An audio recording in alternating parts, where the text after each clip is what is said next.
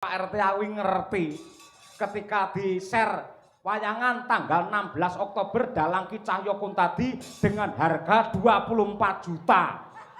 Disiarke ngono wis murah kaya ngono warga nek sing komen, "Yo, ngene tanggane dhewe larang men." Jenenge.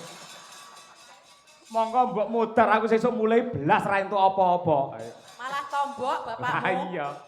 Lah iki sing jenenge tuna satak bati sanak ngene iki Bu Kesi. Nggih, mboten napa-napa. Ning kula seneng kok urip teng Celep mriki. Warga masyarakatnya grapyak-grapyak. Terus rukun-rukun ra tau nek sing tukaran. Bener. Pak Lurahe, wah hebat, sae grapyak. Senadyan to seneng mendem ning awean. Malah tak luruske. Pripun? Mendem katresnan tresna karo warga masyarakat Ndagen mula raneh ramokal nganti saiki Pak Lurah Andi ditresnani warga masyarakat. Tepuk tangan to Pak Lurah. Ngelokne mendem tahun ngarep ra ditanggap merongos kowe. Lho nyuwun sewu Pak Dalang, ngeten iki saking kula kalih Pak Andi niku pun CS. Dadi pun teman akrab. Lek ra akrab itu kula mboten wani garapi ngoten niku. Lah iya. Tur panjenengane niku senadyan to seneng ngeten iki. Ning awean ngoten lho. Pas kula kepanggih nyuwun sewu maem sate niku teng Palur. Rekae kula kalih Pak Cahyo maem sate lah. Kepanggih Pak Andi. Ternyata kalih Pak Andi niku pun dibayari sedaya Bapak Ibu. Matur nuwun nggih, ternyata Pak Lurah mriko sing bayari. Sing bayar Pak Andi ngawure. Pas aku jajan ning hek kene iki. Nggih Ngulu kuwi sing bayare mesti Pak Andi. Luar biasa. Pancen kuwi strategine Pak Andi men wayangan entuk kortingan. Ayo. Piyayine kaya Sinuwun Darawati Sri Bathara Kresna sangat bijaksana. Ireng ya padha kok, Nduk. Nggih, matur nuwun bakune kula titip studio Madangkara. Mugi-mugi saged ngrembaka manfaat kangge gladen anak-anak wonten ing Karanganyar mriki khususipun Jaten. Nggih. Pun gratis bebas untuk anak-anak Karanganyar khususipun Jaten. Nggih. Ning nggih niku teng studio niku gamelane nembe slendro kemawon sing pelok nembe nyilih Pak Bupati niku. Ayo arep ngemis tak kuwetak ora. Mboten kula namung matur kemawon kok. Wis pokoke lek di asta karo Pak Robert iki walah luar biasa. Belum lama beliau menjabat sebagai bupati sing wis pirang-pirang tahun dikeluh kesahkan oleh warga masyarakat Loh Agung Genku ya kuwi bab sampah. Panjenengane sidak ning kono langsung resik ora enek sampah seprene. Iya. Tenang. Ayo ngerti ngarepe dalang ambune ra enak. Ayo. Ayo apa-apa diguak ning kono. Sing jenenge pempres bungkus apa nganti sotek barang ning kono Saya wis resik alhamdulillah matur nuwun Pak Bupati. Ya. Tutukne Bu Kesi dhisik, yo.